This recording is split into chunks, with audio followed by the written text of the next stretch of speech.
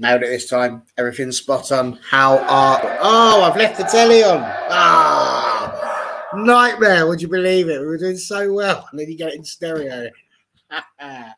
Well, that's not at all embarrassing. Yes, I do make sure it's on the telly as well, just so I can see if something goes wrong on the screen. Never mind. Hello, welcome, All for United, WFC, and we are ready for another fabulous fans forum. And we've got an absolute boatload of people this evening, so let's get ourselves through as quickly as we can. I totally agree with this, Shane. I'm sorry, the outrageous reveal. We've had a photo appear of young Connor munching his burger with a knife and a fork. There's a lot of offended people right about now. I think it's just, I've never seen anything quite like it in my life. But there we go. That's another subject for another day. That's a food forum, not a fan forum.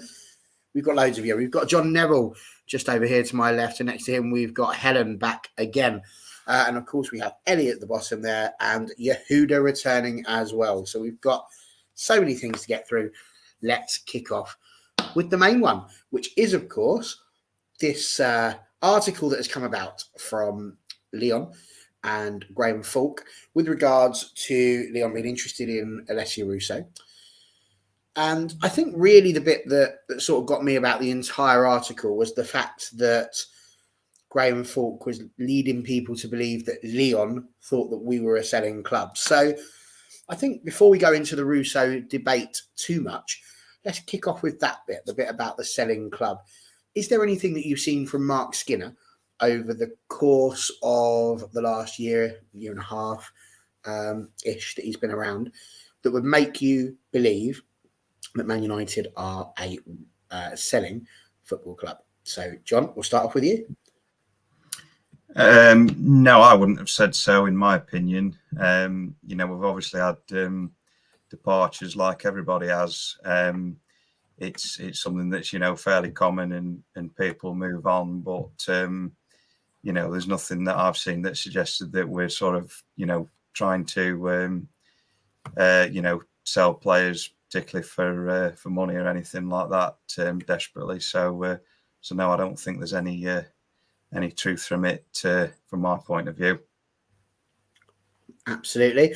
Helen will get your point in just a second, but I'd just like everybody to realise that Connor is currently using the All for United one. So if you've got a problem with his burger eating abilities, can you please just whack it in the comments right now so that he fully understands the scale of what he has done.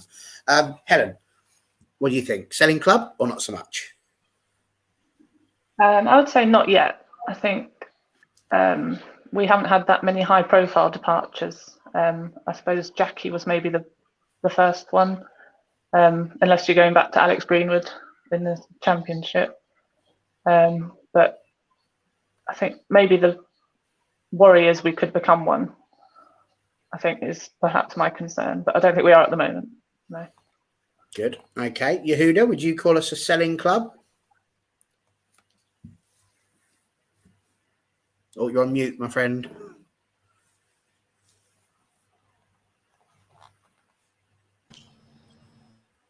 Okay. There you go. No, absolutely not. To create a definition of a selling club, it would be a bit far-fetched. I think it's the kind of narrative that you see only on Twitter world. But to be called a selling club, it's something that has to be built in years, and something that you see clearly that there is a process of selling players for a purpose, for making money or whatever, or building gradually by selling and buying, whatever. But that definition of a selling club absolutely should not be on the table right now. There are, like Helen said, there is maybe a concern because unlike for instance Chelsea, we are not exactly in the place that we are buying players like quality players like say Sanker or Pernil Harder, but we are Well, yes, Jackie is the biggest example of a player of a high caliber that we sell. And on the other side, we are not like bringing in top world class players. So you can argue that while we sold Jackie, we didn't quite replace them. Anyway, that argument right now, it's not doesn't hold water, I think. Good. Okay, I would agree with that. And it's quite interesting. Ellie, we'll ask your thoughts as well. But as Lanzel's put here, everyone that left, he thought was due to a circumstance. So, Alex Greenwood wanting the Champions League, Lauren James went home. Smith, we let go for first team football, Jackie for Champions League. What do you think? Well, I think our biggest one was Jackie, because I don't think we're selling club just yet. I mean, Jackie going, yeah, maybe, but if Russo goes, I think then we will be, because Russo is like a big name in our team. So if she goes, we will. But this is what I may have just seen in the comments saying it's Champions League, or I think our big players will go. Then we'll be stated as a selling club. Then I think, but that's why Champions League is important this season. Okay, well, there we go. So we seem to have knocked that one immediately on the head. There doesn't appear to be a consensus amongst you that we are a selling club. So I think that is an interesting point.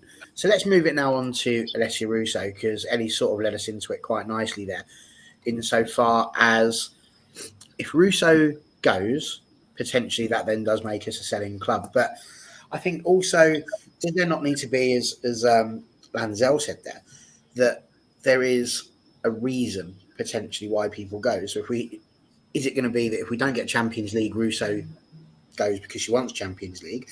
Does that make us a selling club? Or does it just mean we've not achieved the ambitions that players want, John? Yeah, I think in terms of Russo, she's probably sort of our number one asset at the moment in terms of her being, international player and, top quality forward, still, young, relatively young as well. So, it's inevitable that it's going to be sort of like a hot topic about potentially leaving, especially, if we don't happen to get into the Champions League this year. But personally, I think she will stay. So I think we will get top three, and I think that'll sort of convince her to sign on with us again. And I think like I said, she's still quite young, so I don't think that she'll be really desperate to move on again just yet. Interesting. So, Michael's put in here that he thinks Mark is trying to break up Casey's team. He read somewhere that he'd only given Zellum a 1-year contract and he sent one of the best players on loan. I presume from that you are talking about either Fuso or Kirsty Hansen. Would be my guess. You might want to be a bit clearer as to which one it is you think has gone there. But Helen, Alessia Russo, I think everybody, if you ask them, would want to keep her.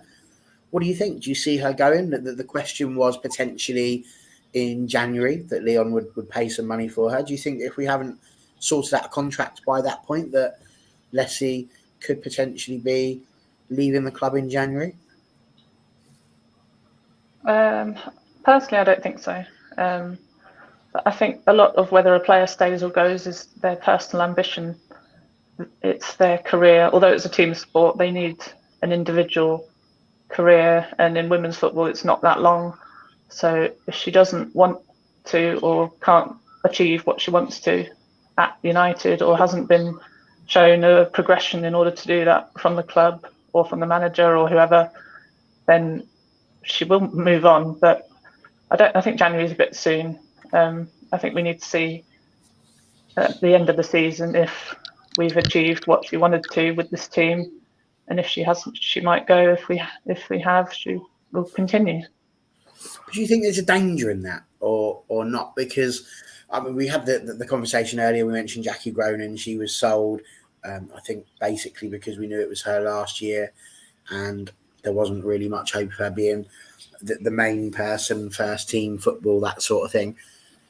Do we not think there is a possibility that someone like Alessia Russo, I mean, you wouldn't just let somebody like even a Rashford or a Martial or someone like that just walk out of the club at the end of their contract? I know that we just did that with Paul Pogba on the men's side, which, you know, kind of makes it redundant a little bit.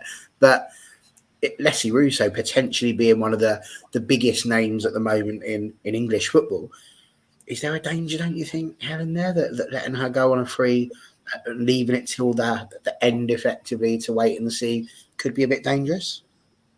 Yeah, of course. I mean, if perhaps she hasn't been upfront and said, I definitely want to stay or leave, which could have delayed all the contract talks, or she's holding out to get what she wants, or her agent is, or probably what she deserves as well. I think we should just pay her whatever, well, maybe not whatever, but if she's, I don't know, look at Tooney's contract, and if she hasn't been offered the same, then she'd be disappointed. But yeah, the trouble is we don't know, do we? We only get snippets, and some journalists find out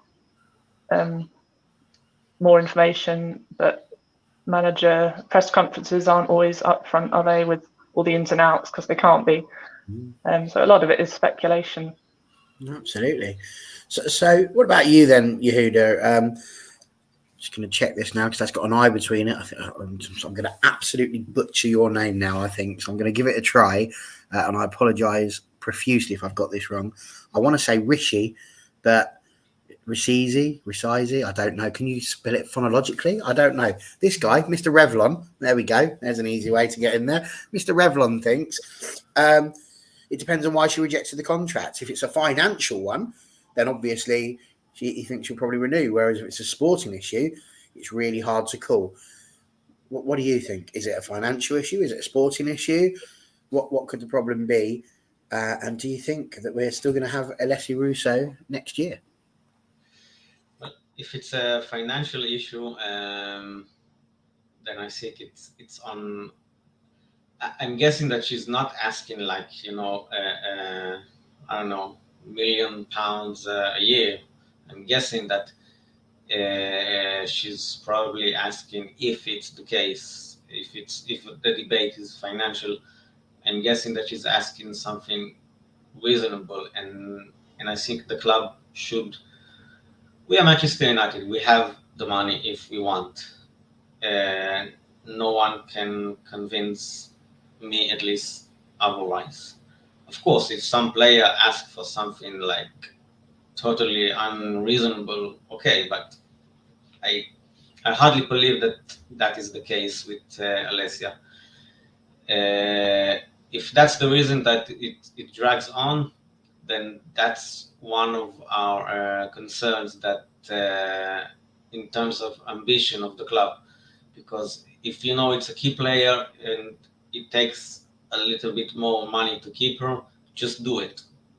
Like, don't wait, don't let it drag, just do it. Because we are a team that in the process of growing, we want to grow and to improve. We see, like, I don't know, Real Madrid that was formed, I think, after us. They're making moves. They're making moves in the transfer window. They are improving in a fast rate. There's no reason why we should not. So it's if it goes down on the financial side, if Alessia leaves because of that, then that's totally on the club, I think. First of all, if she leaves in January, it's a big blow. As much as the club can, we should not let that happen. If the season ends and we don't get Champions League and she wants to go, fine, I can understand that. But the responsibility of the club in this case is to find a replacement, not let her go and, I don't know, bring. I don't want to compare to insult any other players, but bring in a less quality player. It has to be someone at least at the same level or even level above. So at the moment we don't know, but I just really hope that she doesn't leave with Jeremy. I don't believe that it will happen. I believe in any case it will wait until the end of the season, and then we will see how much our ambition is the same as hers, and if it can meet. So yes, but of course we would like to keep her because she's one of our own. She's one of the best English talents today. So it's very important that Manchester United will have players like that. Okay, she can go and you can bring in someone else from another country. I don't know, a Blackstenius type or whatever. But we would rather keep Alessia with us. Yeah, I think you're not wrong there. We're going to come to Ellie in just a second, but my eye has been caught as I was sitting there watching you speak by the man who's on your shoulder, your little Jiminy Cricket. Is that Roger Federer? Yes, that it is. Look at that. Federer. So Roger Federer retired from tennis, and then he took up a new job as an ornament in Yehuda's house. So exactly. Absolutely loaded. It's very quiet, but it's very quiet though. Doesn't speak a lot. Ellie, let's get to you on this one, and I'll point out first of all Shane's point here, which is I'll just point out, and he's not digging at Russo. Let's make that clear. She's had one season, a good season, and a brilliant Euros, which has bumped her value up. So absolutely, we're talking about a progression over the course of the last 12 to 18 months for sure. Young Chris here has immediately just come straight in with Russo's not going anywhere. We know that her best friend plays for Manchester United. We know, as Lanzell said earlier on, that she settled here at LSV. But it doesn't mean that if you've got ambition and you want to achieve Champions League football, there's still the chance you're going to go, isn't there? What do you reckon? Well, I reckon I've said this so many times before. It's Champions League, or I think she will go, because it's about her ambition. Yes, she's got Ella Toone, her best friend, but sometimes it's not just about that. It's about her future and what she wants to do. And then if she goes, then obviously it's a big challenge for her, and it's definitely a good direction. I'm not saying I want her to go, because I really don't, but we can't just say right now, yes, she's staying, because we never know what happens in the WSL. Just like the other day about Hope Powell. So anything can happen in WSL. But honestly, I've seen her. She's so happy at United. Every time she comes and smiles, and she gets on with all the players. But sometimes it's about Champions League. So I really do think we need to get in third, or even higher this season. Otherwise, we won't just lose Russo. We'll lose like Ona and all, I think. So I think because all the girls have real ambitions for Champions League to get to reach a final. So I just think Champions League for us is what she wants. So that's why I hope United we get it this season. Because I don't want to lose Russo. But then I thought before, if we lose Russo, what about we bring back in Cena Brun? I know she's left United, but could that be a swap again? Like Bringing back who? Sorry, Cena Brun. So you want to swap a 9-goal-a-season striker for someone who didn't score any? That's just as she goes, because we won't have anyone then. And Russo is like one of our key players at United. That's why I don't want her to go, because we'll be lost without her. Well, let's ask. It's a fans forum. Thumbs up or down? If we lose Russo, thumbs up if you want Brune. Thumbs down if you don't. Thumbs in the middle if you like. There might be others. It's not looking good for you, Ellie. It's not looking good. Sorry, mate. So we got a few people that I need to shout out here because there's been some really interesting things. Like so, Jennifer Jordan in the chat. Is life not better in Munich, Paris, and Lyon compared to Salford? Maybe it's the attraction rather than the money. I mean, I don't know. I mean, Munich, Paris, Lyon, if I'm honest, I'd rather go to Salford. But having said that, it's probably because I've never been to Salford. I mean, Paris has got that great big electricity pylon. That's no good. Just really blocks out the view and everything. As for Lyon, yeah, I don't know about that. No, I'm not sure. But maybe it's a good point. Cultural changes could be a very good thing as well. And here's another good one, another new person. I've not seen this one in the chat before, so good to have you here. If Russo went to Lyon, I can't see her getting the match time she does at United, so surely that wouldn't benefit her. And I have to say, I think I agree with this. I think sometimes the grass always seems greener on the other side, and actually, it's not always. And Tony there, not Brune, maybe Ebony Salmon, maybe. So, listen, we've spoken a lot about Russo, which is really important, I think. But we've got so many different things that these guys themselves have thought up. We give them homework. It happened to me on my very first ever fans forum. I was sat there speaking to John Foster, MUFC. He says, yeah, come on the fans forum, Barry. It'll be great fun. I'm like, yeah, it'd be awesome. Let's do it. And then what he said was, can you come up with a topic to talk about? And I was like, what? Sorry, that wasn't in the contract when I signed it to come on the show. So that's what we try to bring back on the fans forum, getting these guys to talk about things that's on their mind that they might have seen in their Twitter feeds, that they might be discussing with their friends. So we're going to do that. And I think we're going to kick off sort of bridging the gap here with one that Yehuda brought up. And basically his question was, who's the most important player at Manchester United? Which one would you say you couldn't sell? So it could well be that Russo remains the answer to this one. Actually, no, unequivocally, we can't sell her. We need her for next season. Or is there somebody else? So, John, most important player at Manchester United Women's Football Club, and why? At the moment, well, I'd be torn perhaps between Ona and Mary Earps, I think.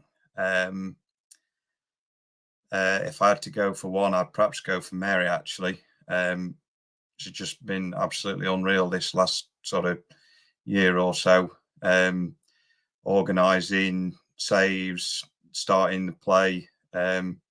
She's just coming to her own, I think. Like I say, this last year or so. And I think she'd be, somewhere that would, if she did ever leave for whatever reason or wasn't playing, that would really, really hinder us, I think. There you go. Sorry, it wouldn't unmute for some reason. Okay, some very good points there. Helen, not favourite player, most important player at Manchester United. Hayley Ladd, I think, especially after it's emerged, she's one of the leadership group. I don't think we've got another player that can do what she can do as a central defensive midfielder. She can slot in in the defence. So, yeah, I think we just play better without her. She's just solid, dependable, and as we saw last week, she can pop up with a worldy goal. So, yeah, I think she's irreplaceable for us. I would, like the song goes, I wish we had 5 of her. But well, you can get up to 12 if you do it Ellie's way, which is really good. So that we should probably be pleased that Ellie's not in the chat today. Otherwise, I'll be scrolling up too much to try and find these ones here, which is at the moment, I mean, landslide in the first few that we're looking at. The people saying Ona, no questions. So that's a very interesting one. What do you reckon, Yehuda? Are you going with Ona Battle? Have you got somebody else in mind for you? Yes, I'm on. Actually, I was torn between Ona and Hayley, but I would go for Ona because first of all, I think that in terms of her position as a fullback, right back, I think we can safely say that we have the best right back in the league, maybe the best in Europe. and we see that her contribution to the team is vital on both sides. I think she has a lot of she has a big part in the creativity on the offensive side, and she already have 3 assists, 1 assist per game, because she played only 3 because of the concussion. And you see that a lot of things go through her. The quality of her passing and her crossing is very high. And yes, we won the 2 games without her, but we can see that when she is not in the team, it's getting a little bit complicated, moving the parts in order to create some sort of replacement for her.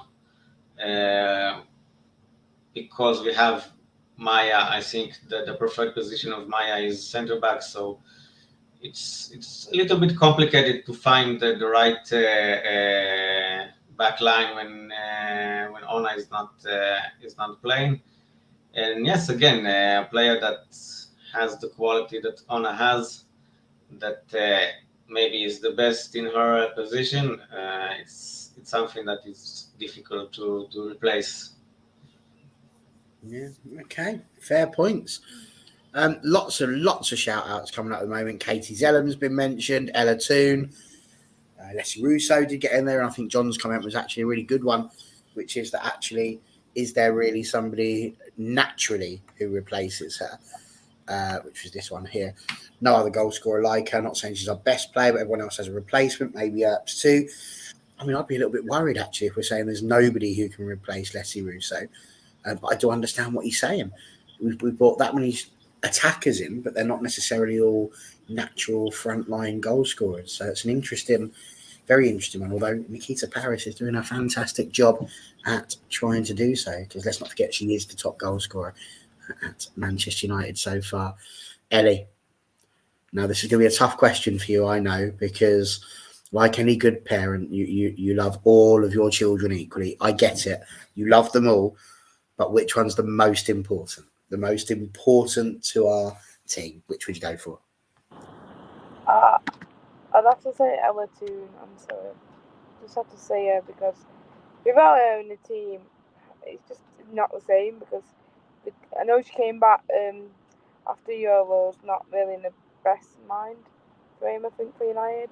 But then she started banging the goals in, and I think when they see last week her and Leah Galton, they're just what a pair they are in together on the pitch. If it was I would have said Maria. I know Maria hasn't been on a game, but last week she was outstanding. But I say the important one is Ella or Mary. Mary, we can't sell Mary. Well, there we go. And I think actually here, I mean, Lanzel's decided that either Mickey Dunn or Carrick is the best player in our team. So I'm not entirely sure what's happened there to Lanzel. There you go. Yes, I know you didn't really say that, Lanzel. Don't worry. So, okay. Well, that's a really interesting point. None of you said Russo, really. And that is just going to show, because we were talking about this the other day, the way the goals are spread out at the moment across our team. We've got 12 different goal scorers at the moment. We've only played 7 games, 12 different goal scorers. 3 of them have got 2 goals. One of them's got 3. That's Nikita Paris, in case anybody's wondering. What on earth?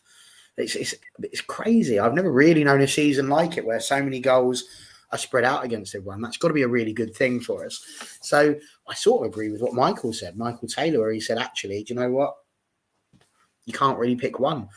And that's absolutely true, I think. So brilliant point. But what I will say is Mary Earps was mentioned by a few people, and 100% she is, I think, vital. If we didn't have Mary Earps, we'd then have either Sophie Bagley in goal, perhaps Safia Middleton Patel at the moment.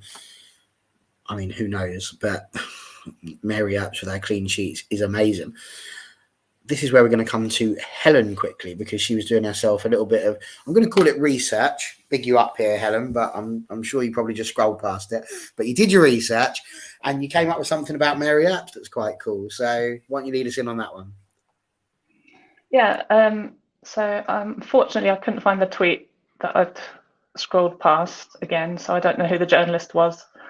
So my homework will only get a C, I think. But it was mentioned that a lot of our attacks start from her.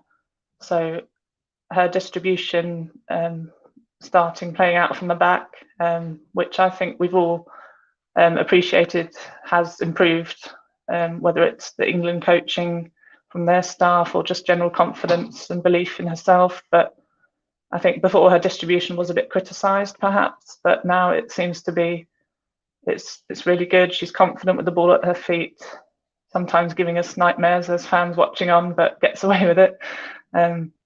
So yeah, it was interesting to see that be mentioned and recognised, that our attacks start with her. And I think that's a massive word, is the confidence, because I think I said as well the other night that it's what she's got. There's just a confidence across that back line at the moment. When she's in goal, Maya, Millie, Ona if she's there, or Thor as it has been at the moment with Hannah, Leah Galton even. I mean, the back line is changing, but yet the confidence is remaining when the Mary's between the sticks.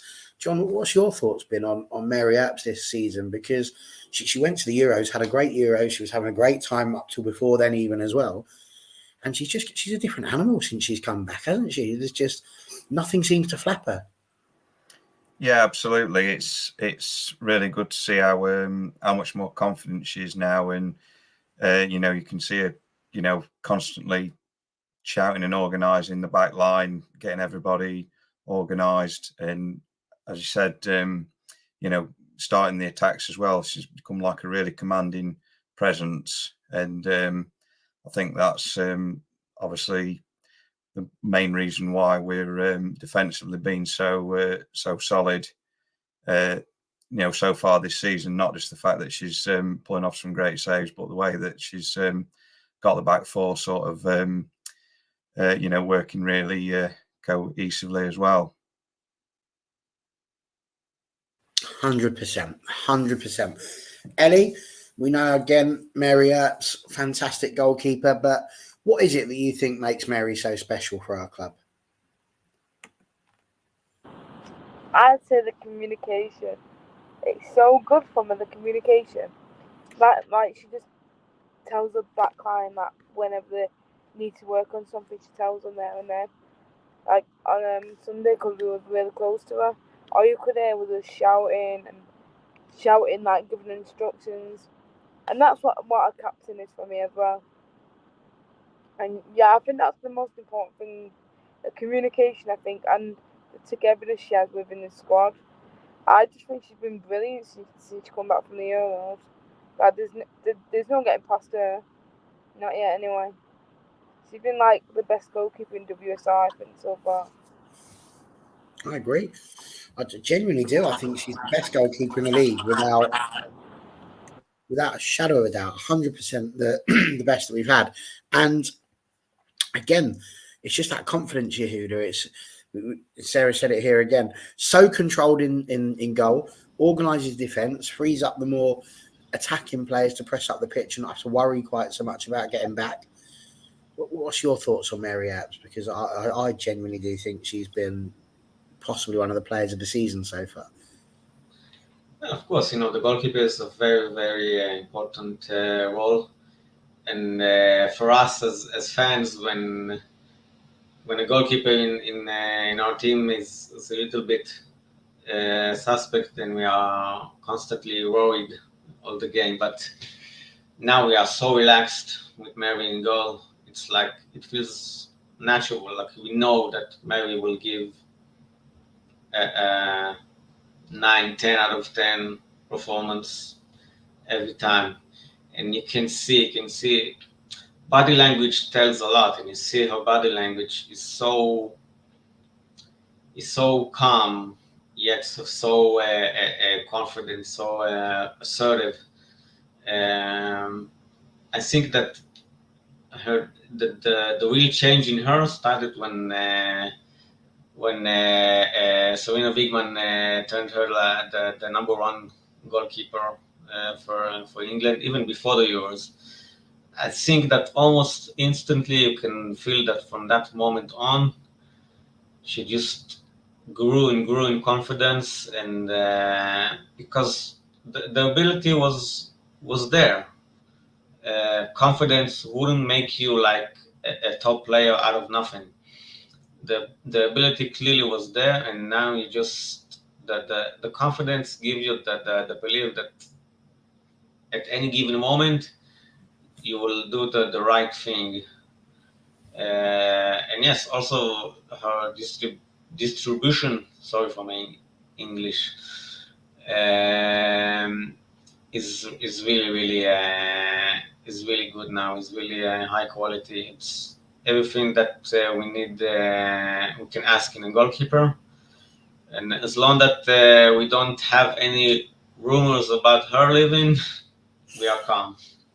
Yeah, I 100% agree. 100% agree. And Connor's just put here, huge test on Sunday as she made a couple of mistakes against Chelsea last season. Absolutely the Sam Kerr goal, which was genius from Kerr, but also she was left very, very open on that one. So I'm sure she will be just as much as the rest of us wanting to do better. And we're going to sort of talk about the Chelsea game in a moment. Got to agree again here. Definitely the number one in WSL and Europe, and she's so good at what she does, and I completely agree.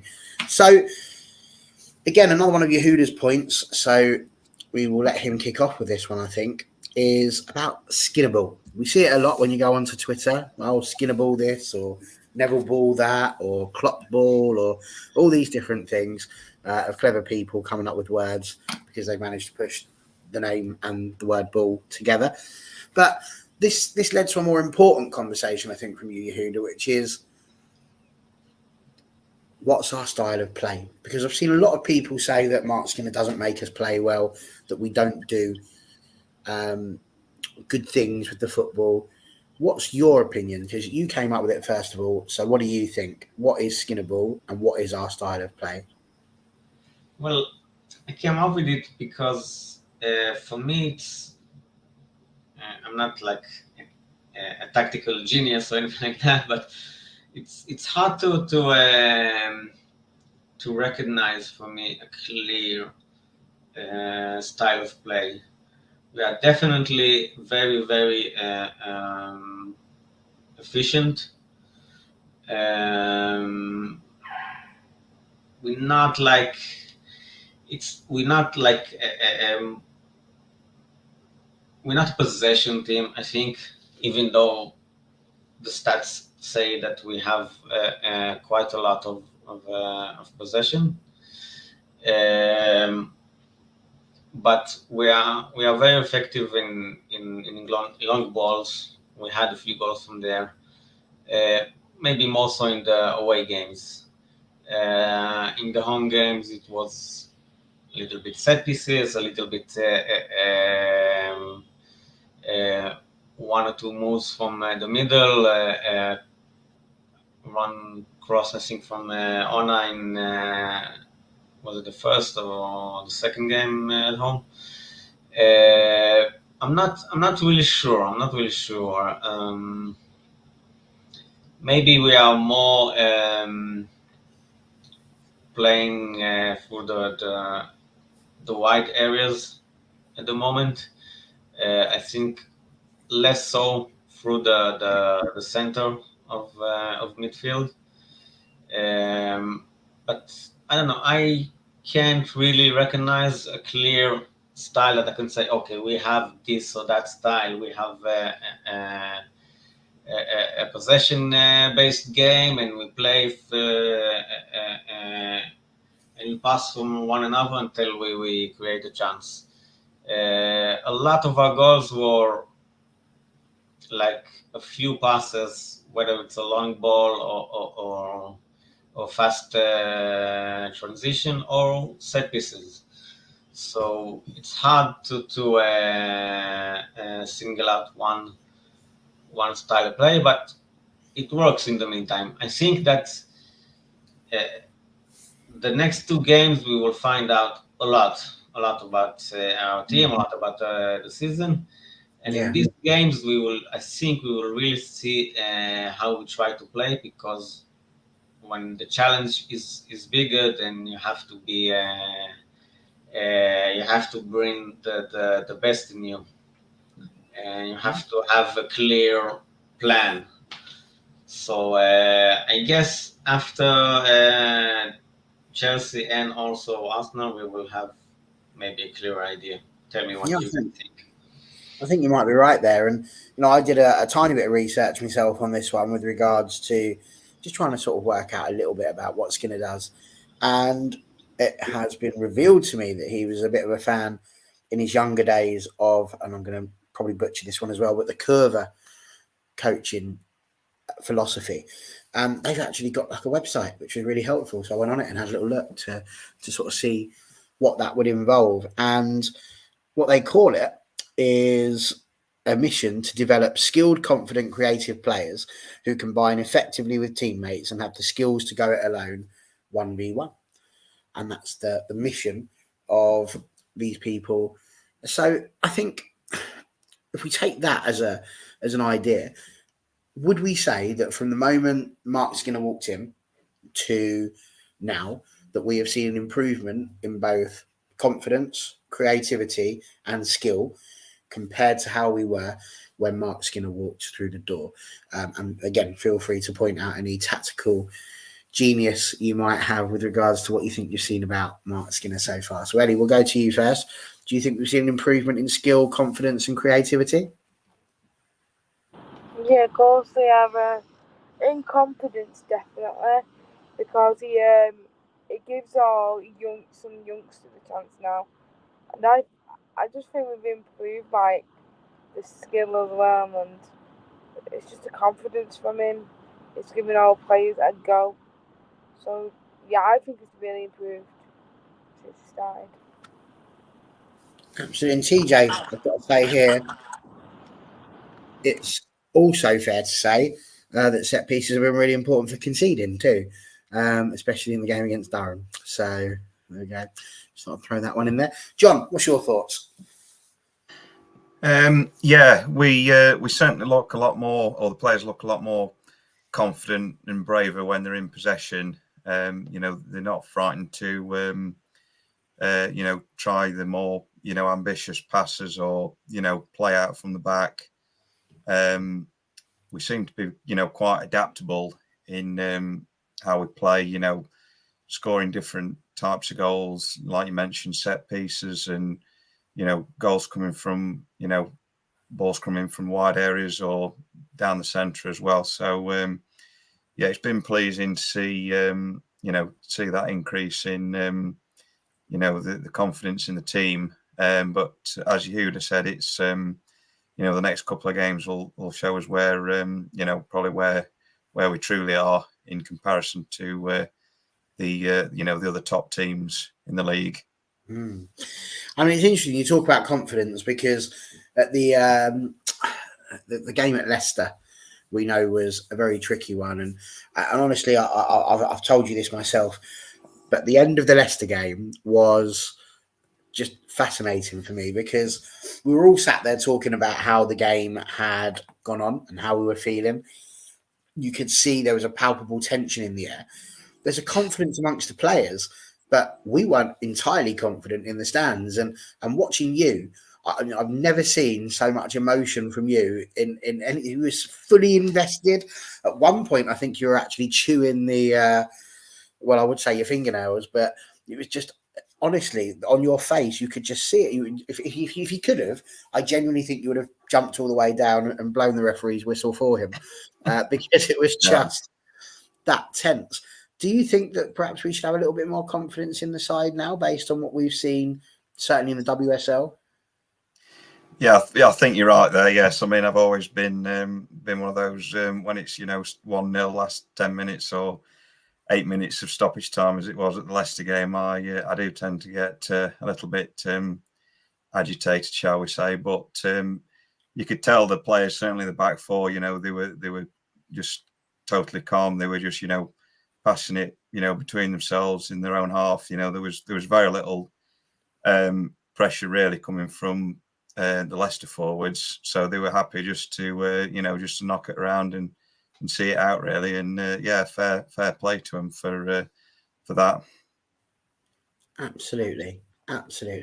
So I think what I'd like to ask you, Helen, with regards to this is probably more to do with not just the tactics and the confidence, but how much you think we've evolved, like I say, since the start. Do you think, can you see where it is that Skinner's trying to go with all this? And can you see a definite progression in terms of the coaching and the way in which he's trying to get the girls to play? Because he seems to change things for each game. Yeah, I think he's said it a few times, Mark Skinner, that playing the United way, I know it's a bit of a cliche, but that is attacking wing play pretty much, isn't it? So we've seen that in certainly this season. Sometimes under Casey, I thought we might have been a bit more stilted, if that's the right word, stifled. But I think the players are given a bit more license to express themselves now, still within the remit of the game plan, of course.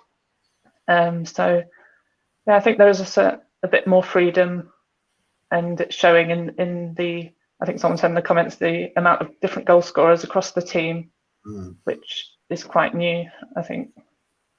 Absolutely. Some brilliant points from Sarah today. She's been absolutely superb in the chat. And I think Norman makes a great point here as well. Half the team have made it into the England team, so you must be doing something right. And let's not forget a couple in the Scottish team, a couple in the Norwegian team as well. And I'm sure that there's some that I've missed out as well in terms of internationals. So we are definitely building a side that has got lots and lots of opportunities.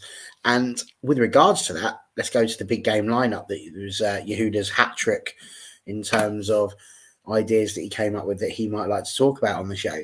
And it is a big game coming up at the weekend. We've got Chelsea coming, and on Friday you'll have the opportunity to get involved in the fans. Well, the fans preview in the preview of the game for Chelsea. We've got some Chelsea fans coming on. There'll be some United fans. I'm sure I'm going to be there. Connor will probably be there without a burger, I think, because nobody needs to see that.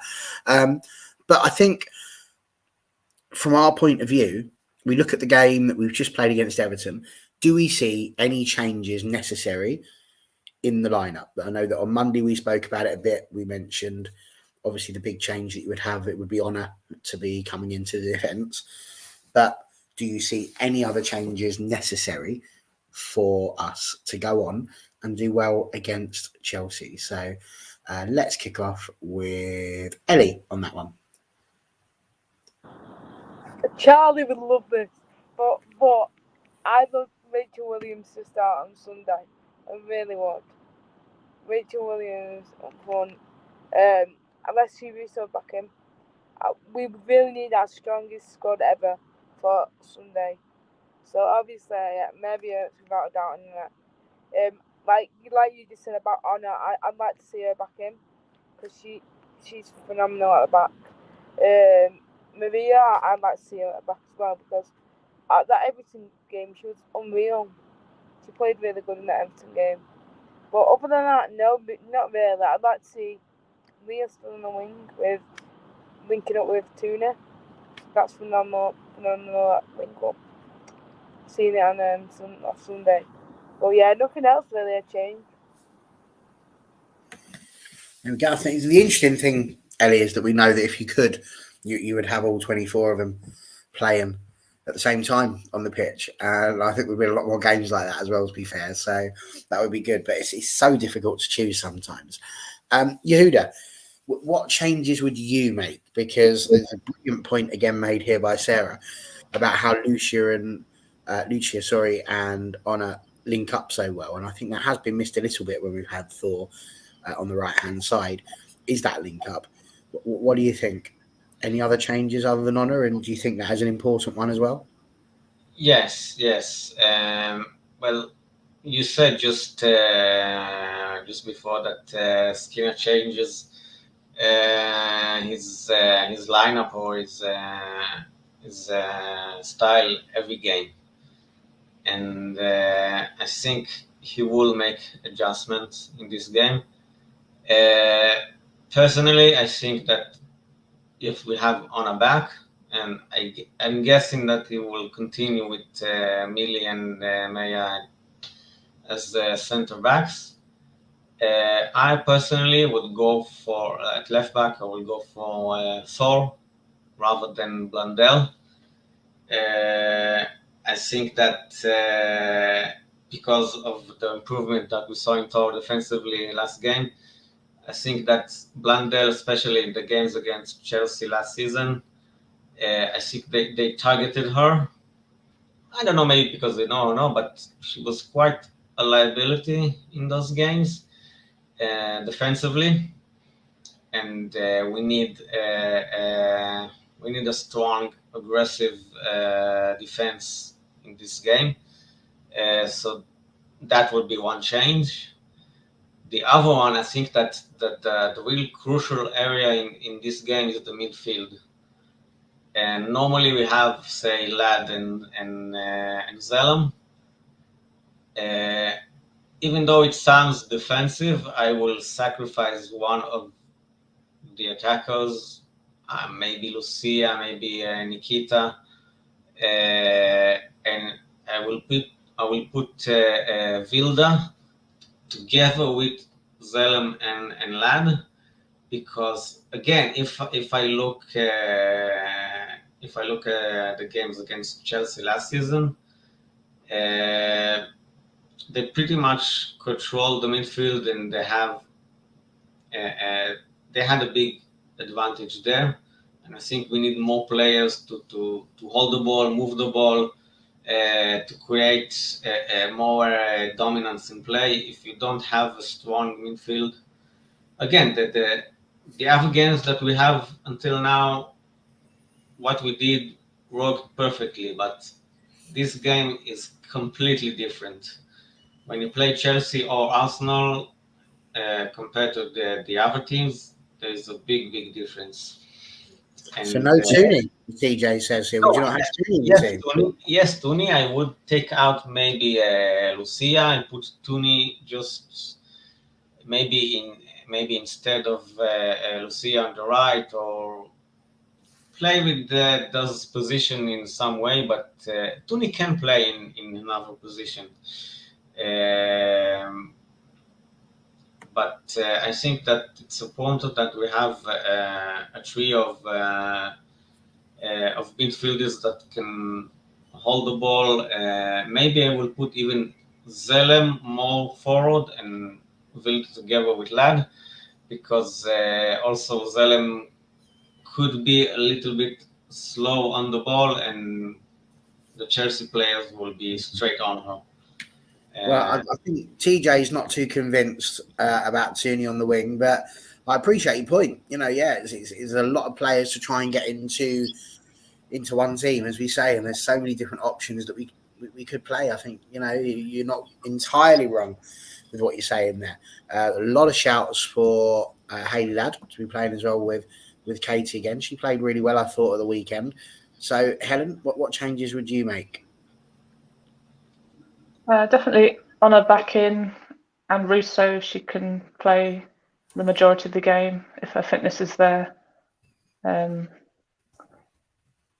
Otherwise, I'd keep Lucia in because they haven't faced her yet, and she's got tricks. And whether she's against Buchanan or who's their other winger? Would it be? Oh, what's her name? Does Buchanan play left back or right back? I can't remember. But and even Eriksson, if she's at centre half, if we have Lucia attacking them, I think they'll struggle because she's unpredictable. So, and we know what Russo can bring: hold up play, getting free kicks, things like that. So. Oh, thanks, TJ. She's a centre half. Very helpful at times. Yeah, he does try.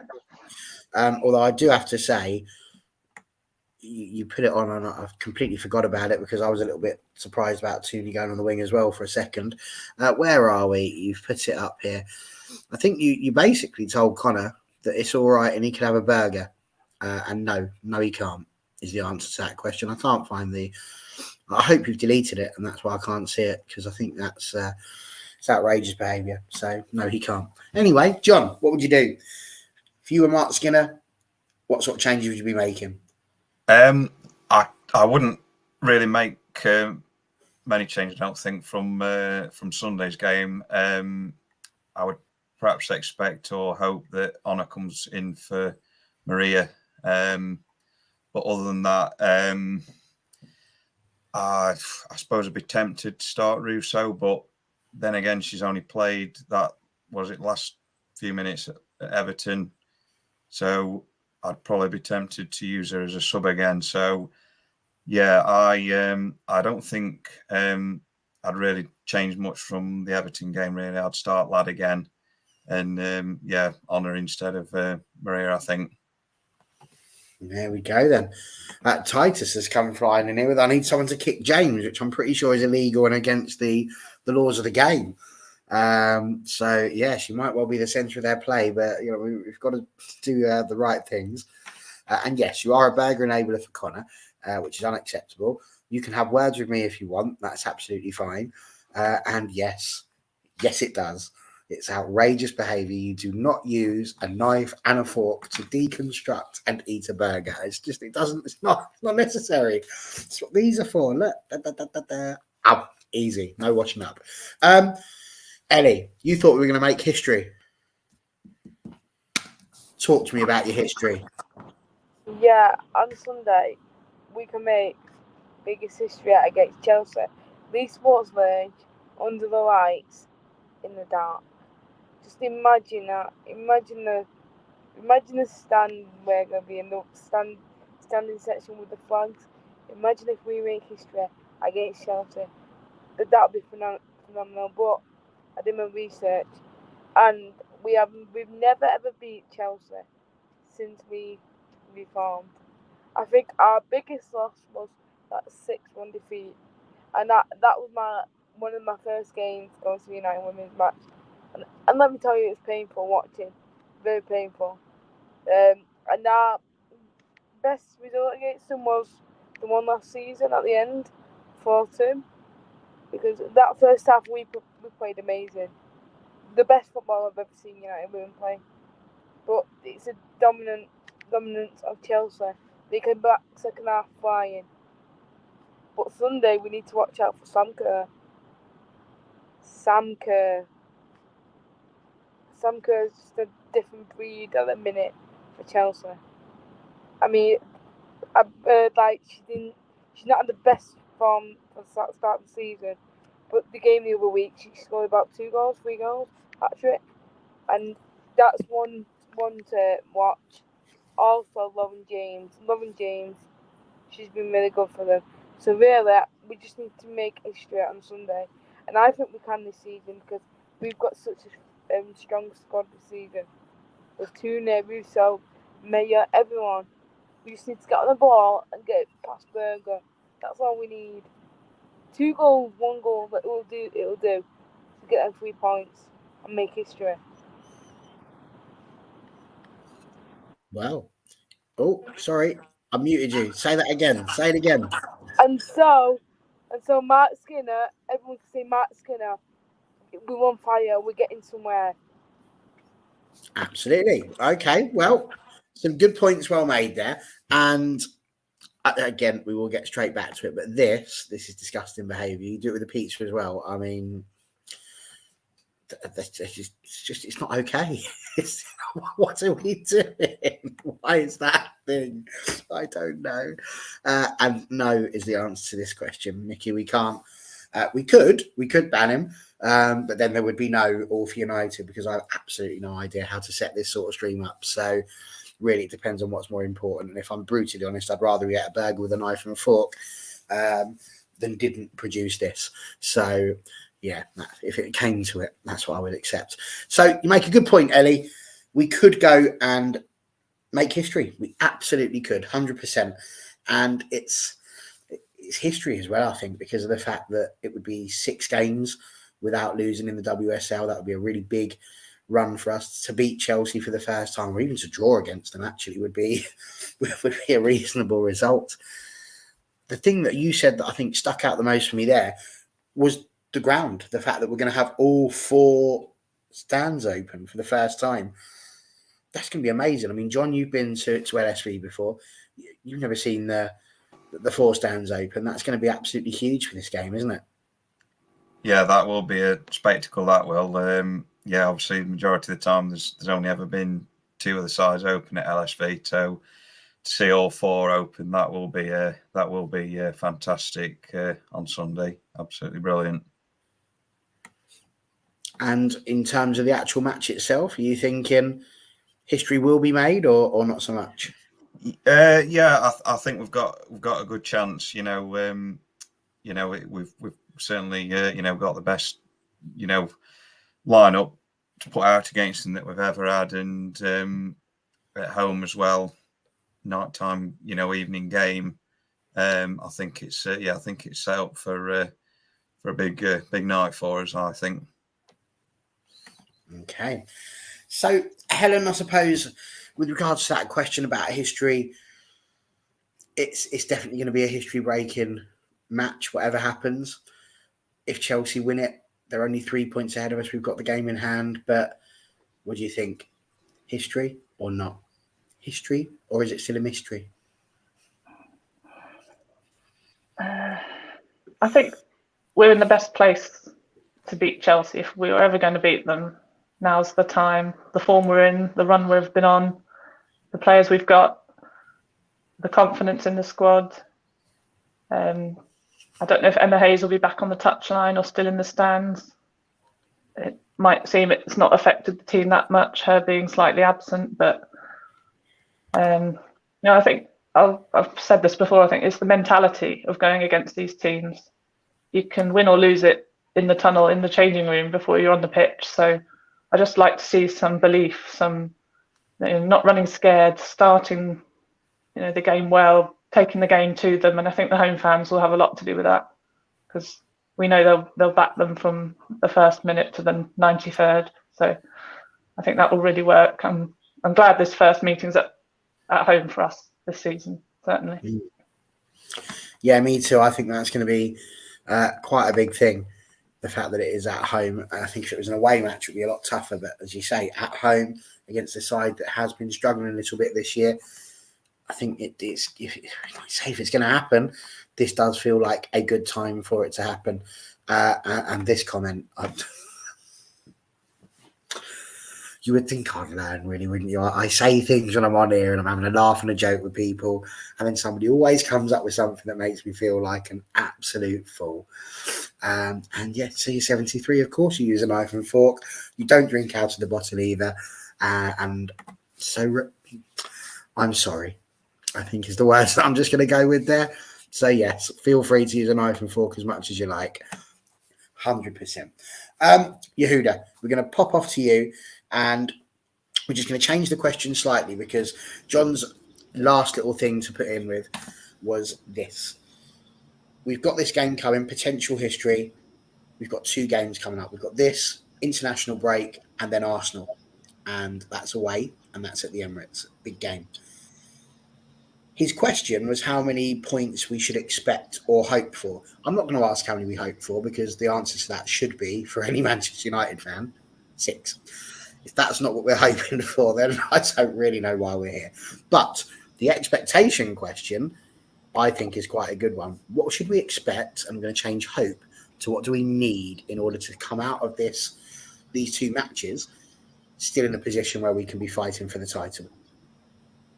Whew. Put me on the spot. Expect. We expect. I think 2 points. That's, I think, something we can expect. A draw each game, but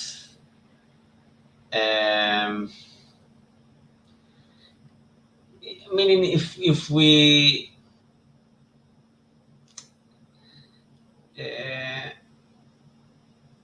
get if we don't get if we lose both games, then we will be disappointed, because we expect to raise our standards every season, and we expect to be able to get points. But the most important thing is that we will be dominant. We will be brave. Eventually, it will get us the points. But Arsenal and Chelsea are really top sides. Arsenal had a season that they were a bit less so, but I think they are back to the high level. So I would say 2, maybe 3 points. Okay, good shout. And there's been lots of them. Titus says expect 2. Norman's put at least 4. Connor thinks you're bang on, but then, like I say, he also eats a bag with a knife and fork, so make of that what you will. Expect 6, need 6 from Paul Greaves there and Sarah. I think we need at least 4 points to stay in contention of League and Champions League next season. TJ struggling to breathe. We want 6, but I think 4. Beat Chelsea, draw with Arsenal.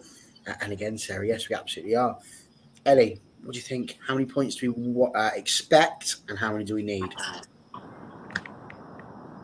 Well, I'm a positive person about United, right? So I'm gonna go. I think we'll get all the points. 6 points. Wrong on. 6 points. Well, I think we expect like 4 points, maybe 3 points. But I'm just positive about United. So I think these are the games to do it. These are the games to show Arsenal fans and Chelsea fans what we're made of. Okay, John, your question. What do you think? I'm expecting for to get 4 points. I think we'll manage to beat Chelsea at the weekend, and then I think we might nick a draw down at Arsenal away. I think that'll be well, they'll both be tough games, obviously, but I think we'll certainly manage winning one of them. I think it might be the Chelsea game. Interesting. And Helen, what's your thoughts? I'd expect 4 points over the 2 games, however it goes. Just to not lose, I think, would be progression. So, although obviously I'd want both wins if they were both draws, or hopefully if we win at least one of them, that would be sufficient, I think.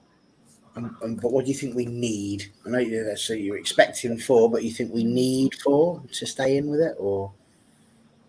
Yeah, I think we need to not lose both games. So a win and a draw would be good. Yeah, I think we need to win one of them, however it falls. Yeah. Interesting. John, you didn't say what you thought we need. Yeah, well, certainly avoid defeat in both. That would be the minimum requirement, you would say.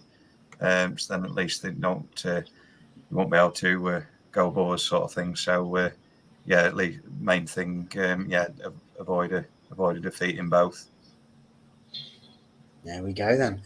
Well, there's again loads of you in the chat again. Titus has changed his mind. He expects 6 points now. He's been convinced. Robron saying if he was offered a draw against both, I would take it. I've got to be honest, I think I probably would as well, based on last season. Mickey thinks we're going to beat Arsenal, Chelsea and City. TJ wants to get 7 points, which may be a problem in 2 games. But I see what you did there. Well done. Again, Miedemar has also been given leave from the club to rest, so that could be interesting and helpful, but she might be back by then as well. We are full of confidence. And yes, this is a big one. We've been talking about Earps. If she is on fire, she could well be the difference between 3 points and 1 point. Again, Rob one's mentioning Main rival for the top 3 is City. To win the league, we should win at least one, but to keep City out of top 3, not losing to Chelsea like they did would be big. I think I generally tend to agree with that. I think ultimately what we need is to just give our best performances. If we look at what we got in those exact games last season, I think was that the one we draw against Arsenal last season away in the league? We did, didn't we? We were 1-0 up, and then there was that silly goal where we let them through the middle. Yeah, that was a bad day. 1-1. Yeah, that was horrific. But we'd had all of the good chances from there. So it was an away draw last time, and of course Chelsea at home we got absolutely walloped again, as you said, 6-1. So really 1 point, we need to get more than one, and then that's a progression from last season. The only way to get more than one is to either win one of them or to draw both, and I think if we manage that, then we're in with a shout this season for sure, because we'll be taking points where we haven't before. So there we go. Well done, everyone. We've righted the world. What a wonderful evening. And we managed to do it in 1 hour and 10 minutes, which was 10 minutes longer than we usually go for. But it was just such a great chat. You guys have done absolutely brilliantly. Excellent ideas. You're all welcome to come on again. It's been fabulous. But I do feel that before we go, we do have to have a very quick prediction as to what the score is going to be on Sunday. So, John, what would the score be? I'm torn between a 1-0 or a 2-1 win. I think I'll go 2-1 United. 2-1 United. Helen? 2-0 United. 2-0 United. Ellie? 2-0. 2-0 United, I'm presuming. Yeah, not Chelsea United. Just checking. And Yehuda? I don't want to be the only negative one here. I think it will be a draw, 2-2. So he's gone for a draw. I feel like he might have been thinking we might lose it, but he's gone now. I'm going to go with the draw because these guys seem too positive right now. Listen, it could be anything. It really could. If the real Chelsea turn up, it's going to be a very tough game. But I think it is going to be one goal either way, either 2-1 to us or 2-1 to them, potentially. I don't see it being a draw because something generally tends to go wrong or very, very right for us. So we shall see. But my thanks to you all once again. John, you were absolutely superb. Helen, thank you for coming on again. It's great to have you on. Ellie, nice to have you back. And Yehuda, great to have seen you again. Thank you for joining us all the way from Israel, I think. Is that right? That's where you're from, isn't it, Israel? I said that last time. I often forget this. I'm getting old. I'm 40 now. This is hard work, this remembering luck, especially when you're at home. Sarah, thank you. You've been brilliant. You've all been brilliant in the comments. You've been absolutely wonderful, actually. So good. If you could like and subscribe, that would be amazing. It keeps Connor happy. And every time somebody subscribes, he will eat one burger with his hands. I think that's what we're going to do. And if we get to 1,000, we'll get Connor to actually eat a burger with his hands on screen. I think that's what we're going to go for. So get to 1,000 subscribers, and Connor will do that. Now that it's here, he'll physically have to. So good stuff. Thank you, everybody. It's been an absolute delight. Make sure you're here on Friday for our preview. There'll be the vlog as normal for Sunday. And then, of course, Monday we review it all. And we have the tactical analysis on Tuesday. There's so many things going on. Why would you want to be anywhere else? We shall see you Friday.